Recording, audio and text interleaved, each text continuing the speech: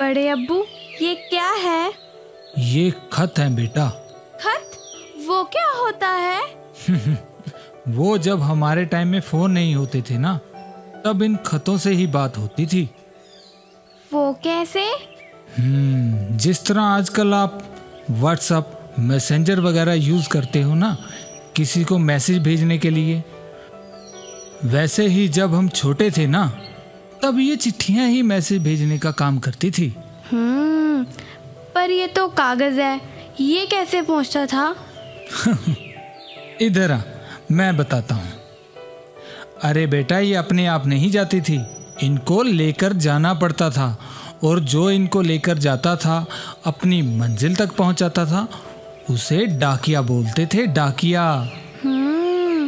पर बड़े अब्बू, ये आपके पास कैसे? अरे मैं डाकिया हूँ भाई, ये चिट्ठियाँ मेरे पास नहीं होंगी तो और किसके पास होंगी? अब मुझे समझ आया, पुराने टाइम में आप डाकिया थे और एसएमएस पहुंचाने का काम करते थे। अब आई बात समझ में? हाँ। नूर, चल अम्मी बुला रही है, चल जा मेरा बेटा। आजकल के बच्चे भी ना चिट्ठियां कहाँ से आती थी। अरे भाई, पूरी जिंदगी निकल गई इन चिट्ठियों में, पूरी जिंदगी निकल गई इन चिट्ठियों में।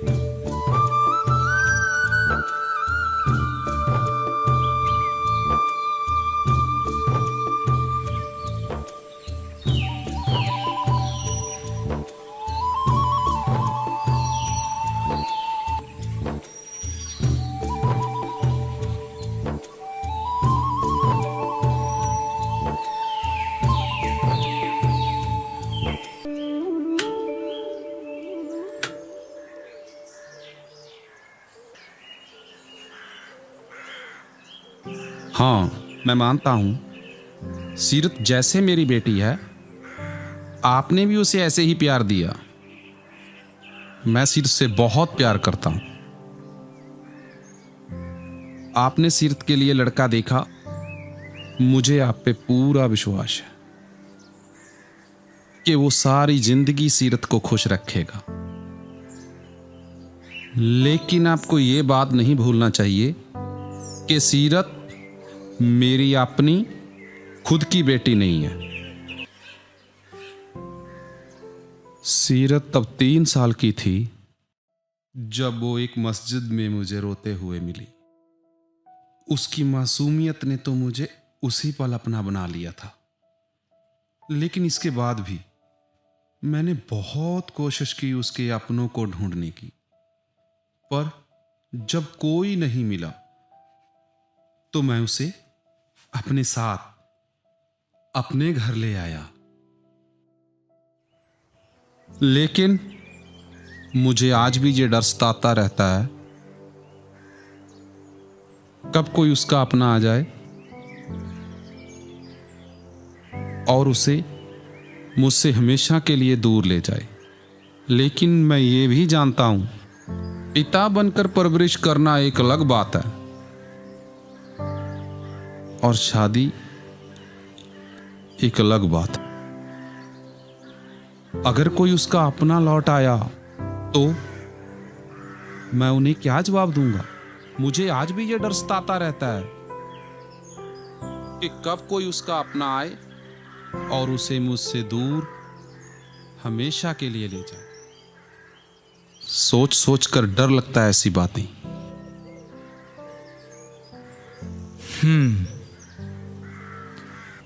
सरपंच जी, आप गलत नहीं हैं। जो आप सोच रहे हैं वो बिल्कुल ठीक है। लेकिन आप मुझे ये बताइए, आप किन लोगों के लौटने की बात कर रहे हैं? अगर किसी को लौटना ही होता तो वो उस दिन उस मासूम बच्ची को छोड़कर कभी नहीं जाते। और एक आप हैं जो दूसरों की बेटी को अपनी जान से भी ज़्यादा प्यार करते हैं। और कुछ ऐसे भी होते हैं जिनके लिए बेटियां सिर्फ बोझ होती हैं। जितने प्यार से आपने सीरत को पाल पोस कर बड़ा किया है, उतने ही प्यार से आप उसकी शादी भी करेंगे। घबराइए मत सरपंच साहब, सब ठीक होगा। सीरत की परवरिश आपने ही की थी और शादी का फैसला भी आप ही करेंगे। बलजीत एक होनहार लड़का है। यकीन मानिए सरपंच साहब, हमारी सीरत खुश रहेगी।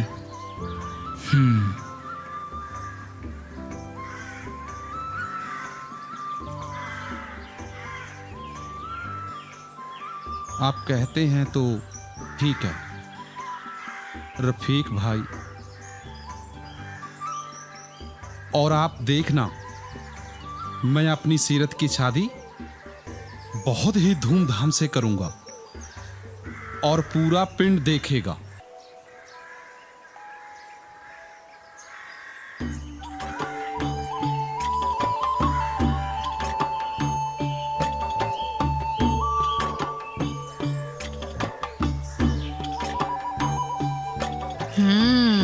अच्छा, आज फिर नया कुर्ता। अभी बताती हूँ मैं। रुक बाबा, रुक बाबा, बाबा, रुक बाबा, तू रुक। बाबूजी बाबूजी बाबूजी, देखो ना, इस राणू की बच्ची ने फिर से मेरे सारे कपड़े खराब कर दिए। ये हमेशा ऐसा करती रहती है, बस मुझे परेशान करती रहती है। आज तो ना मैं इस राणू की बच्ची को बिल्कुल नहीं छोड़ूंगा। नहीं बाबा, भैया झूठ बोल रहे हैं, मैंने ये जानबूझ के नहीं किया। रहने दे शैतान, मुझे पता है तू कितनी शरीफ है। ये तूने इसीलिए किया ना, कल मैंने तुम्हारी मिट्टी वाली गुड़िया तोड़ दी थी। इतनी बड़ी हो गई है फिर भी गुड़ियों से खेलती है, बेवकूफ। देखो भैया, अब ये पुरानी बातें आप बीच में मत लेके आओ। और मैं ये सच बोल रही हूँ, मैंने ये जानबूझ के नहीं किया। हाँ हाँ, रहने दे शैतान। अरे बस कर कुलवंत, इतना गुस्सा ठीक नहीं। जब वो कह रही है कि इसने जानबूझ के नहीं किया तो बात को खत्म कर। बस और रहने ये दो। मत भूल कि रानो तेरी छोटी बहन है। रहने दो पिताजी, ये आपकी बेटी है, लाडली बेटी, इसीलिए आपने इसको सर पे चढ़ा रखा है ना। मेरी तो यहाँ कोई सुनता ही नहीं है। बस मैं जा रहा हूँ।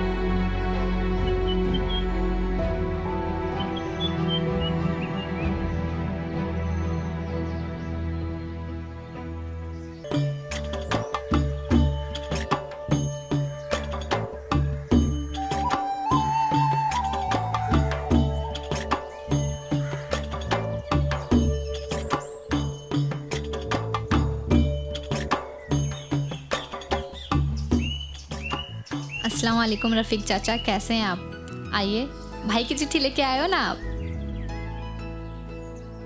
आप बैठिए, मैं बाबा को बुला के लेके आती हूँ।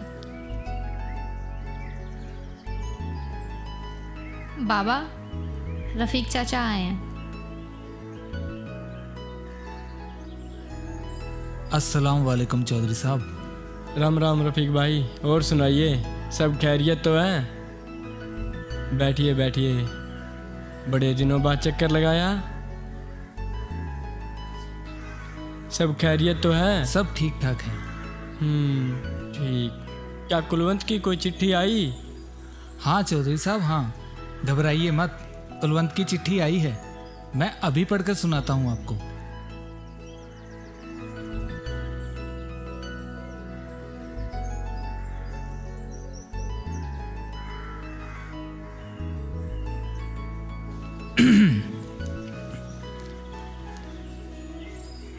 मेरे प्यारे पिताजी, हाँ हाँ। आपको मेरा प्यार भरा नमस्कार और छोटी को प्यार। मुझे पता है आपको मेरी फिक्र सता रही होगी, हाँ, पर आप बेफिक्र रहिए, मैं यहाँ बिल्कुल ठीक हूँ शुक्र है भगवान का। और मेरा काम भी बिल्कुल ठीक चल रहा है। राणो की शादी के लिए अब तक बहुत पैसे जमा कर लिए हैं मैंने पिताजी। चलो अच्छा हुआ। आप बिल्कुल फिक्र मत करना, राणो की शादी बहुत ही धूमधाम से करेंगे। आपका बेटा कुलवंत भाई वाह, मुबारक हो चौधरी जी, बेटा घर वापस आ रहा है। अब तो सारे काम पूरे हो जाएंगे। हाँ हाँ, क्यों नहीं। अच्छा चौधरी साहब, मैं चलता हूँ। अच्छा रफीक भाई।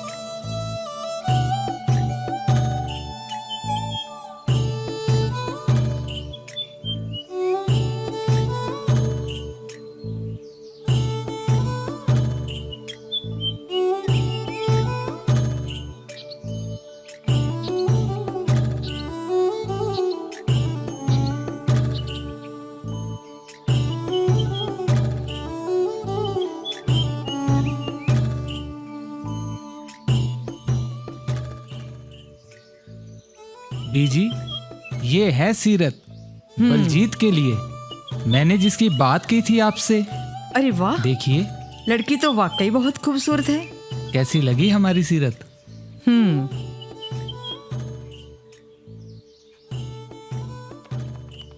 माँ, ओ माँ, माँ मेरा कनाडा का वीज़ा लग गया। माँ मेरा कनाडा का वीज़ा लग गया। मैं बहुत खुश हूँ माँ। मैं भी बहुत मैं बहुत खुश हूँ खुश हूँ। बेटा, मैं भी बहुत मेरा खुश हूँ। सपना पूरा हो गया माँ। जीते रहो, मेरा जीते सपना रहो। सच हो गया। मैं भी बहुत माँ, खुश हूँ मैं बहुत बेटा, खुश हूँ। बहुत खुश हूँ मैं भी। मुबारक हो बेटा, मुबारक हो। विदेश जाकर गांव का नाम रोशन करना। जरूर चाचा, बिल्कुल चाचा जान, ऐसा ही होगा। माँ, मैं अपने दोस्तों को भी बता कर आता हूँ। ठीक है बेटा, ठीक है, हो जाओ बल्ले जाओ, बल्ले, ठीक है, हो बल्ले, हो बल्ले, अच्छा बीजी, हो बल्ले। अब मैं भी चलता हूँ। ठीक है। और आप रफीक ध्यान भाई, रखना। ठीक है रफीक भाई। और ठीक। मुझे बता देना। अच्छा बीजी। अच्छा,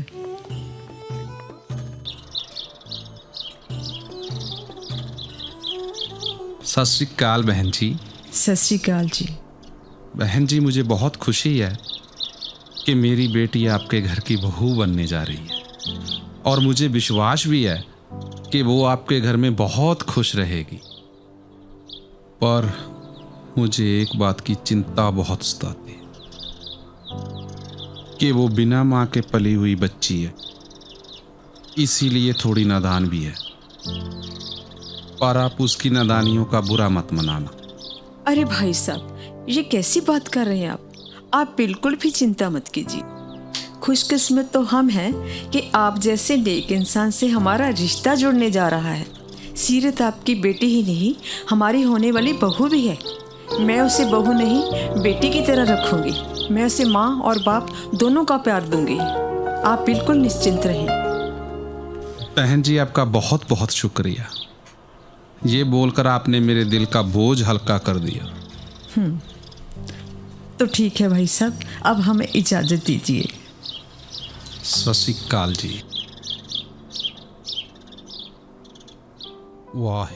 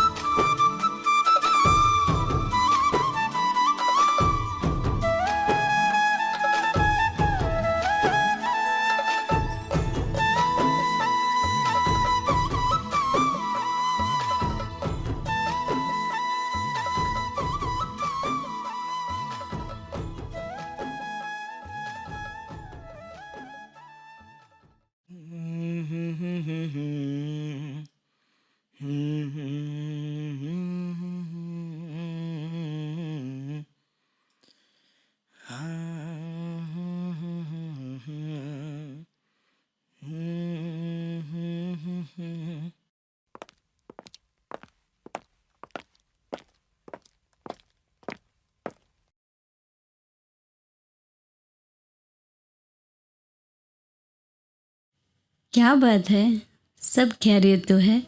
आपको क्या लगता है? अच्छा ये बताओ जनाब, इस हफ्ते हमारा घूमने का प्रोग्राम पक्का है ना? जी मेरे जनाब, आप जो कहें और वो काम पूरा ना हो, ऐसा कभी हो सकता है क्या? कहीं इस बार भी मना मत कर देना। नहीं नहीं, हम पक्का जाएंगे। अच्छा जी। मेरे हजूर, अब आप रेडी हो गए हो और मेरा खाना भी रेडी है। आप चलिए और मैं खाना लगा देती हूँ। जैसा आपका हुक्म मेरी जान। आप चलकर बैठिए, ये जान आपकी ही है।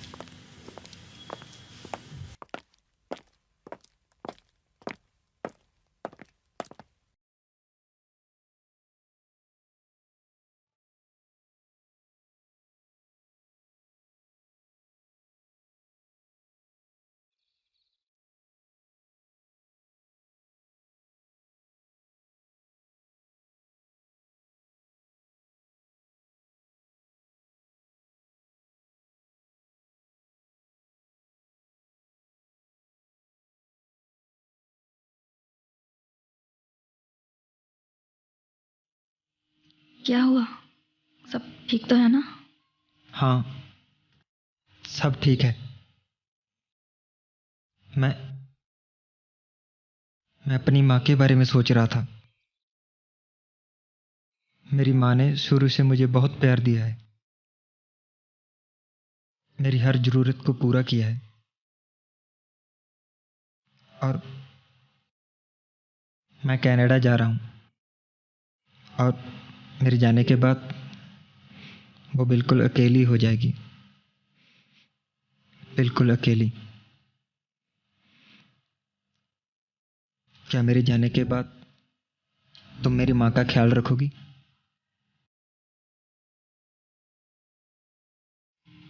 ख्याल रखने के लिए कहने की ज़रूरत नहीं है, क्योंकि तुम्हारी माँ अब मेरी भी माँ है और उनकी ये बेटी उन्हें कभी किसी चीज़ की कमी नहीं होने देगी।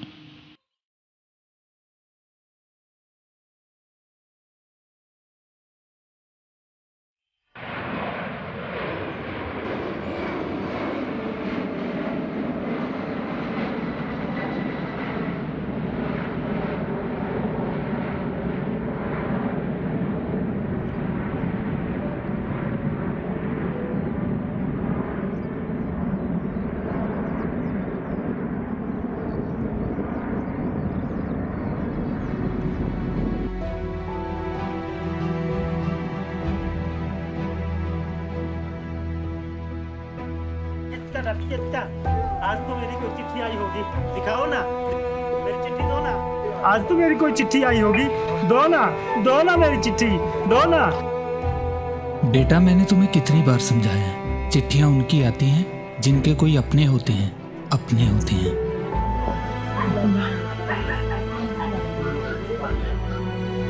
और तुम्हारा तो कोई अपना है ही नहीं।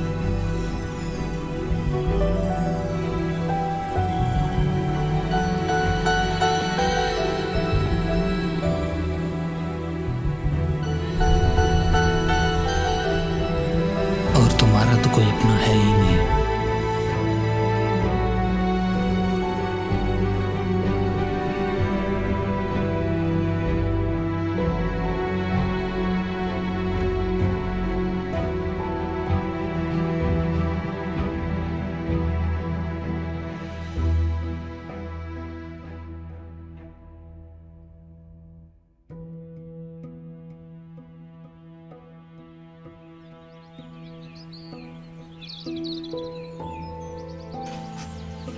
क्या हुआ?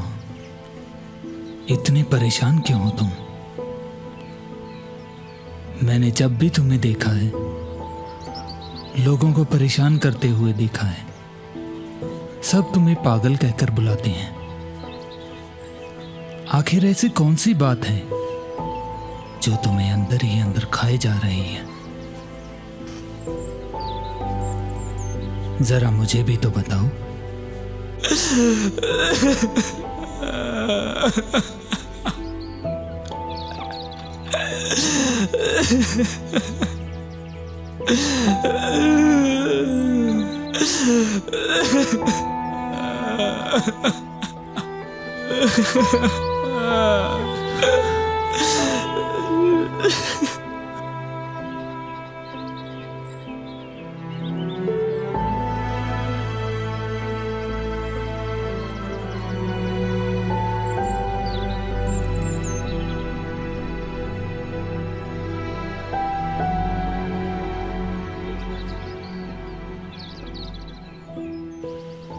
ये घास देख रहे हो तुम? इंसान की जिंदगी और ये घास दोनों एक जैसे हैं। किसान खेतों में फसल बोता है तो इस घास को उखाड़ कर फेंक देता है। ये घास दोबारा उग जाती है, वो फिर उखाड़ कर फेंक देता है, वो फिर उग जाती है। ऐसे ही इंसान की जिंदगी भी है, टूटती है, बिखरती है, फिर जिंदगी जीने की चाह पैदा हो जाती है। क्या तुम नए सिरे से जिंदगी नहीं जी सकते?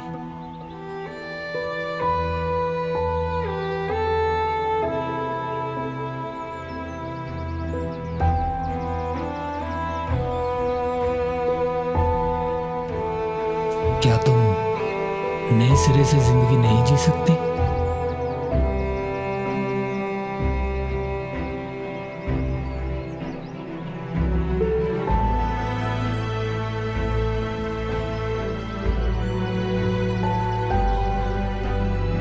क्या तुम नए सिरे से जिंदगी नहीं जी सकते?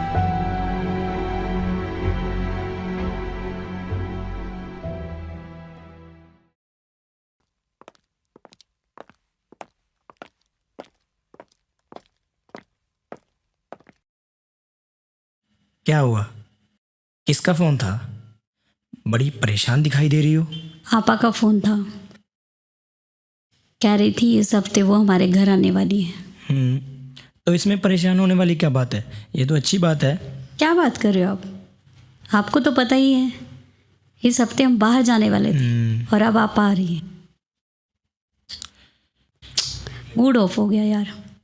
कोई बात नहीं, कुछ सोचते हैं।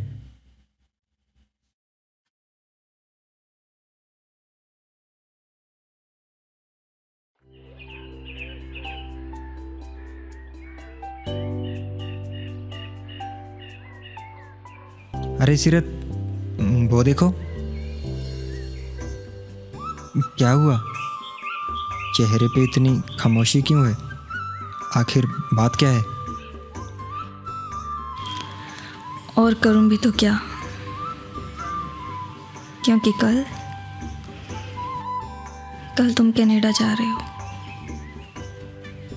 फिर पता नहीं कब लौट कर आओगे। पता नहीं वहाँ जाकर तुम्हें मेरी याद आएगी भी या नहीं। पता नहीं खत भी लिखोगे या नहीं। अगर तुम वहाँ जाकर मुझे भूल गए तो? ऐसा क्यों कह रही हो कि मैं तुम्हें भूल जाऊंगा? मैं तुम्हें प्यार करता हूँ और तुम मेरी जिंदगी हो अब और होने वाली पत्नी भी। हम कभी भी अलग नहीं होंगे क्योंकि मैं तुम्हें बहुत प्यार करता हूँ। बहुत प्यार करता हूँ।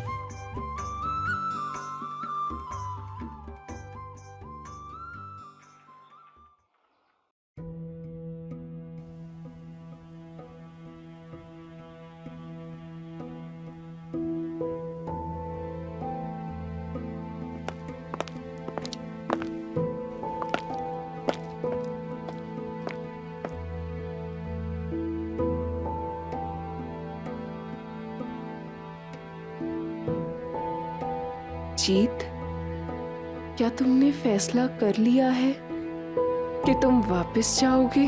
हाँ, मैं वापस जाना चाहता हूँ।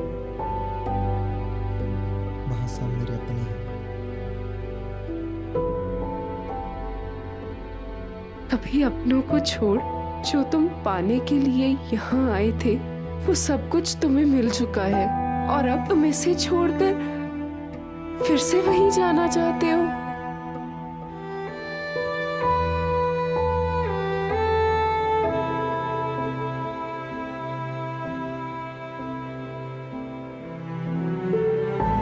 पर याद रखो जीत,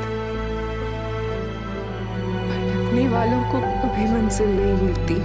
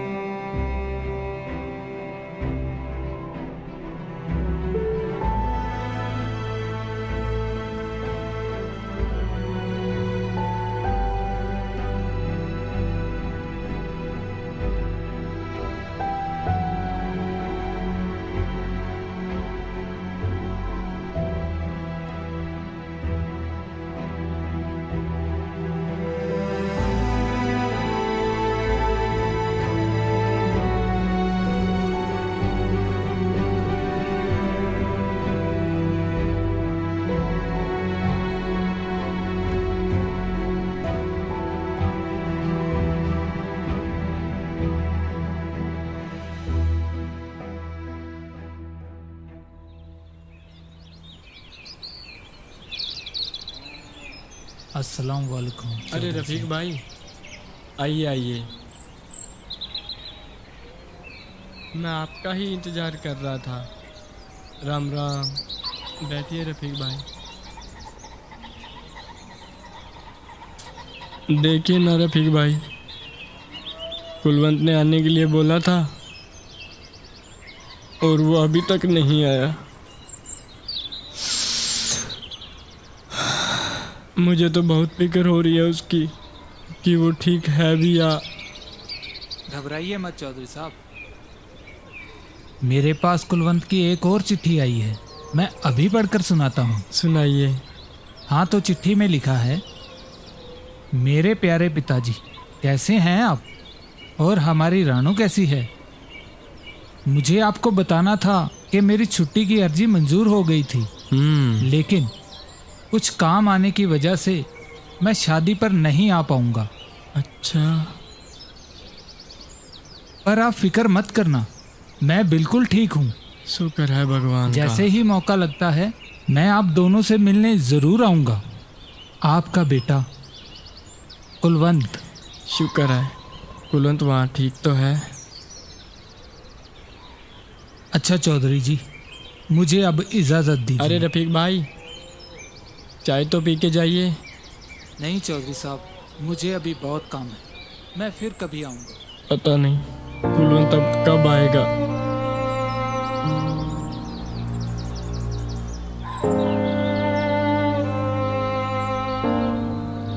या खुदा।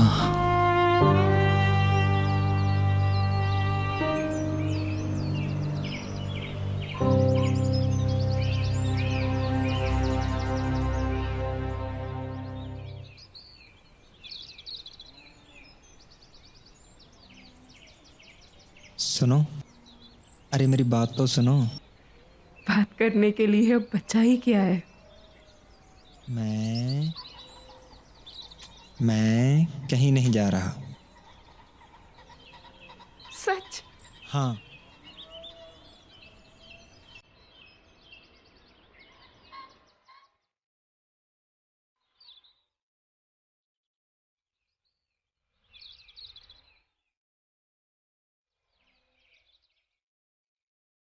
पहले मेरी माँ को सत श्री अकाल।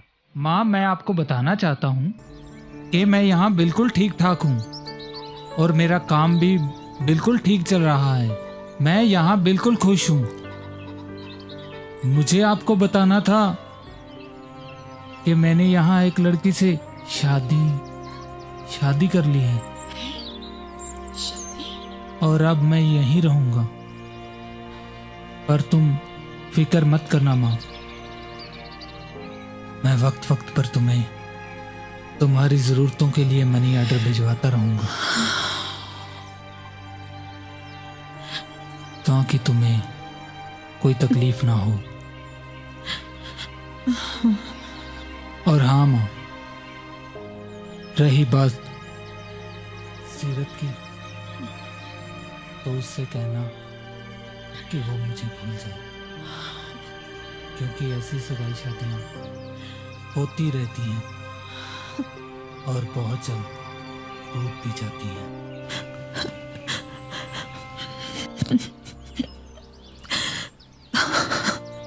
और हाँ माँ, अब मैं यहीं रहूंगा।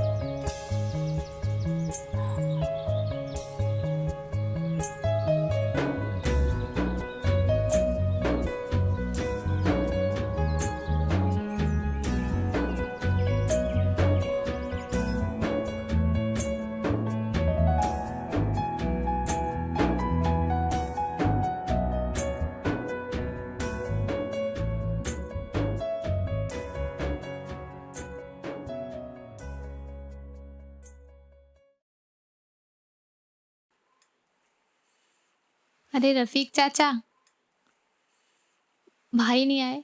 देखिए ना, उन्होंने आने में कितनी देर कर दी, और उन्होंने मुझसे वादा किया था कि वो मेरी शादी पर ज़रूर आएंगे, तो अब तक क्यों नहीं आए?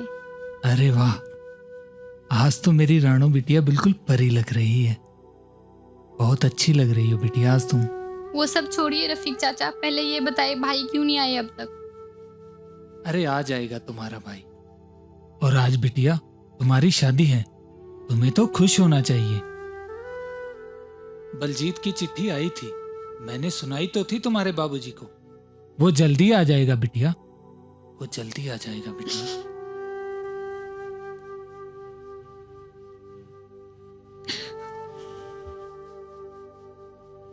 रफीक चाचा, क्या हुआ?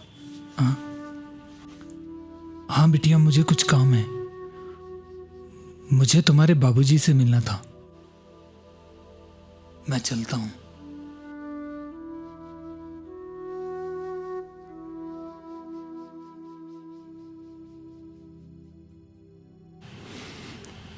या खुदा, अल्लाह, कैसे बताऊं इसे कि तुम्हारा भाई अब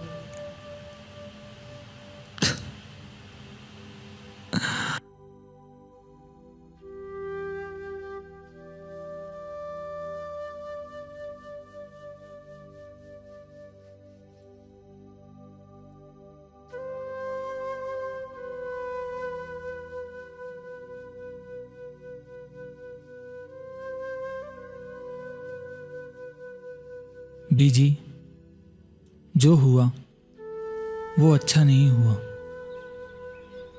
और जो हो गया है वो बदल भी नहीं सकता।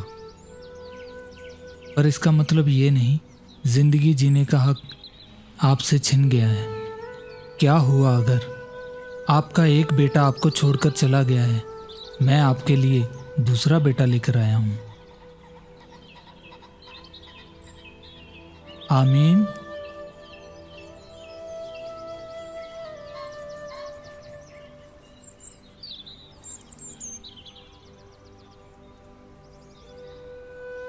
मुझे पता है कि आपके दिल पर क्या बीत रही है इस वक्त। वही मेरे अंदर भी है, क्योंकि मैं जानता हूं अपनों को खो देने का दर्द क्या होता है। मैंने कभी अपनी मां को तो नहीं देखा, लेकिन आपको देखकर लगता है कि वो बिल्कुल आपकी जैसी रही होगी। आपका अपना बेटा भले ही आपको छोड़कर चला गया हो, लेकिन मैं आपको कभी छोड़कर नहीं जाऊंगा। तो क्या आप भी मुझे अपना बेटा मान सकती हो?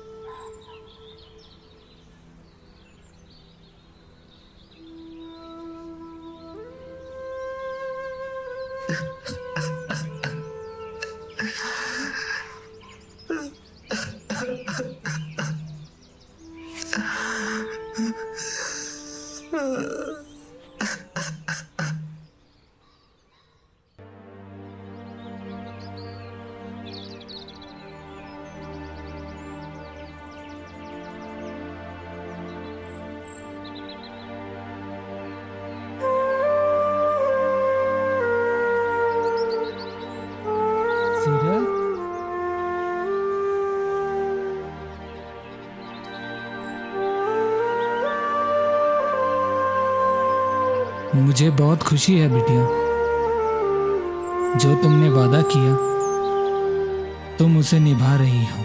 मुझे तुम्हारे वादे से कोई एतराज नहीं, लेकिन बिटिया ये मत भूलो अभी तुम्हारे सामने पूरी जिंदगी पड़ी है।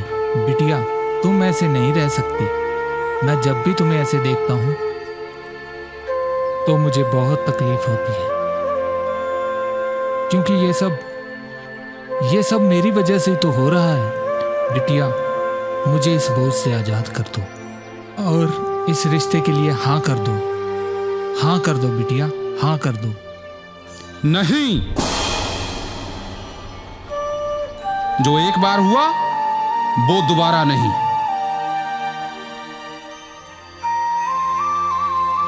मुझसे नहीं देखे जाएंगे मेरी बेटी की आंखों में वही बहते हुए आंसू। इसलिए जो हो गया है वो दोबारा नहीं।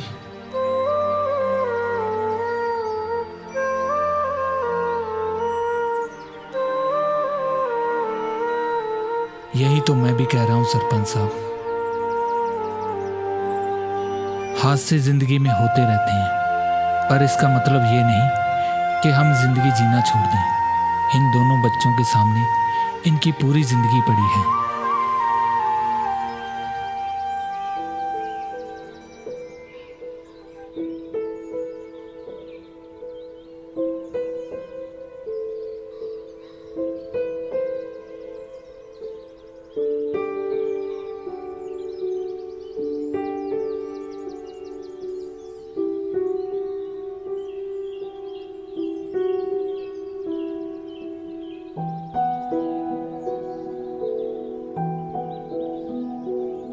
इन दोनों बच्चों के सामने इनकी पूरी जिंदगी पड़ी है।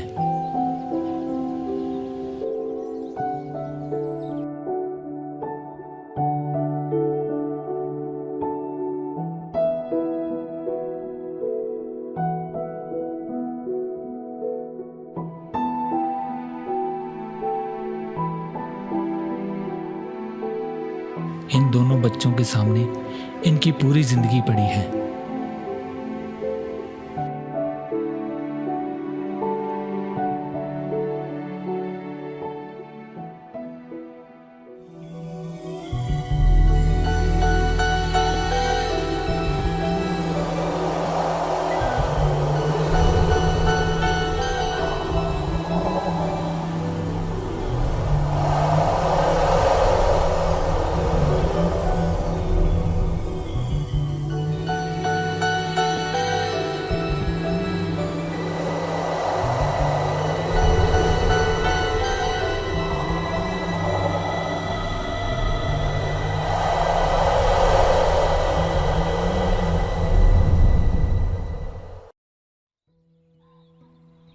अरे रफीक भाई, आप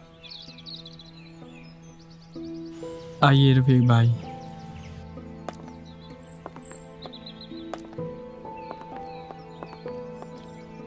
आइए। रफीक भाई आइए, बैठिए। रफीक भाई,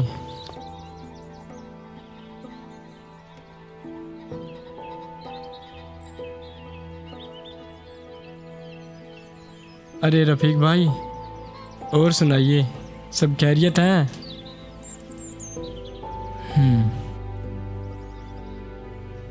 देखिए ना, राणो की शादी भी हो गई और कुलवंत अभी तक नहीं आया।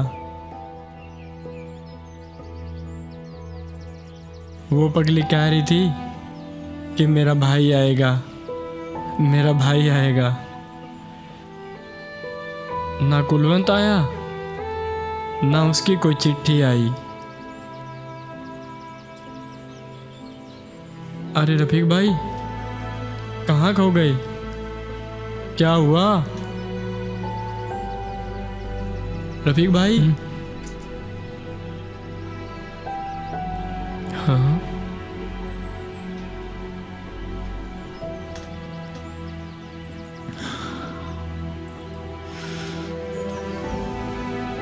आज रफीक भाई को क्या हो गया?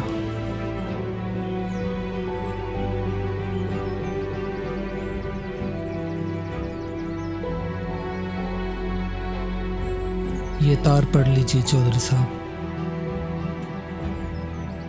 अरे रफीक भाई, हर बार आप ही तो पढ़ते हो, इस बार भी पढ़ के सुना दो। क्या कुलवंत आ रहा है?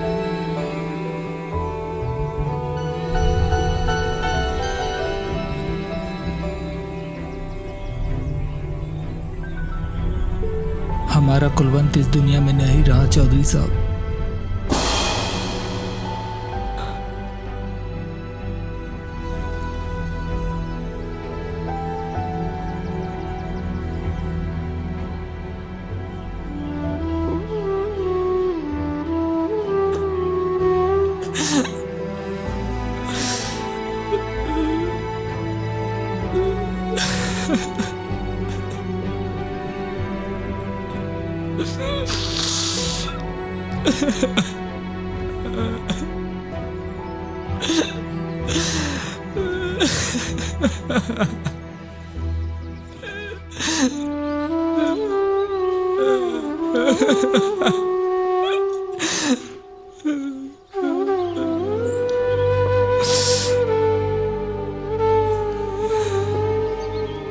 हौसला रखिए चौधरी साहब,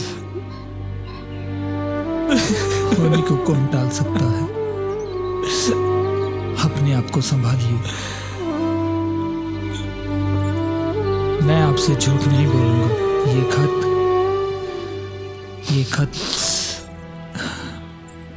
ये खत 3 दिन पहले का है। कैसे बताता, कैसे तोड़ देता वो सपने जो आपने और कुलवंत ने देखे थे राणो की शादी के लिए।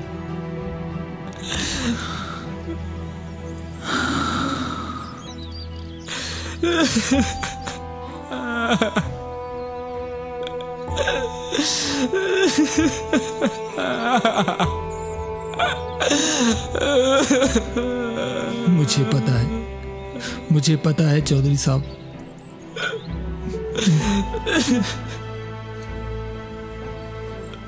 मैंने आपके साथ बहुत गलत किया।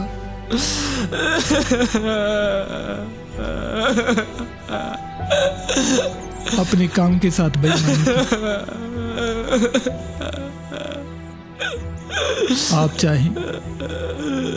आप चाहें तो मेरी शिकायत करके मुझे नौकरी से निकलवा भी सकते हैं।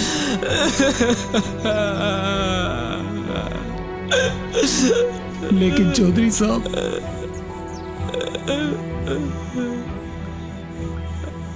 कई बार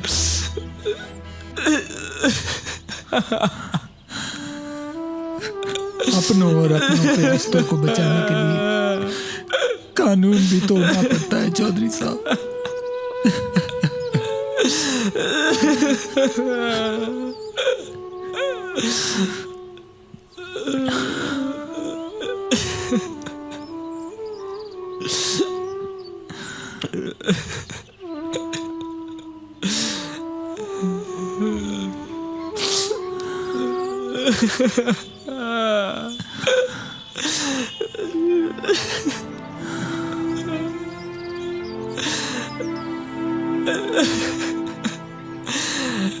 ये सब क्या हो गया रफीक भाई? या खुदा,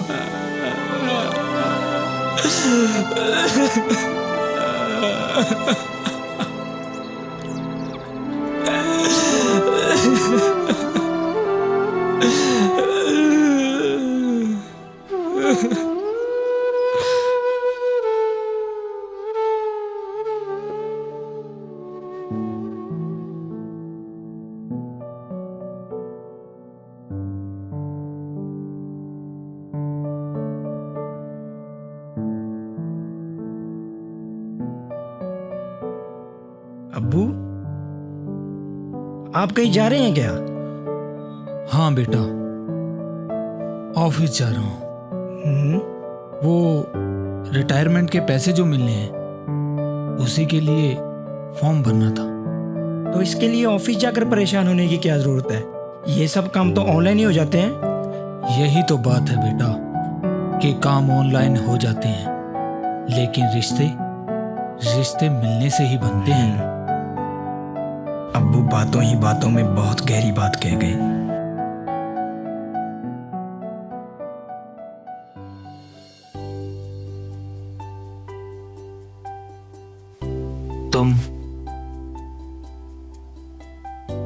तुम मेरी जिंदगी में इस तरह आई कि मेरी जिंदगी बदल गई। एक परिवार मिल गया और खुद को अपनी एक पहचान मिल गई। जिंदगी का हर दुख सुख मैं तुम्हारे साथ जीना चाहता हूं और तुमसे वादा करता हूं अपने इस रिश्ते को मैं अपनी पूरी ईमानदारी से निभाऊंगा और हमेशा तुम्हारा साथ दूंगा। तो क्या फिर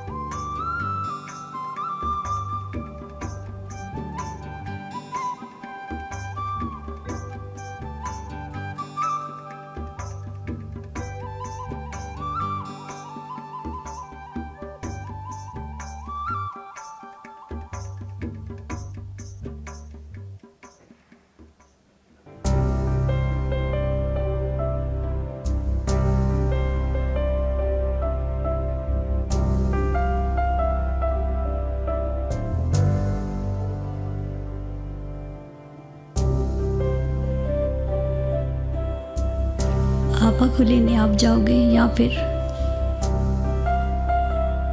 हम दोनों चलेंगे उन्हें लेने।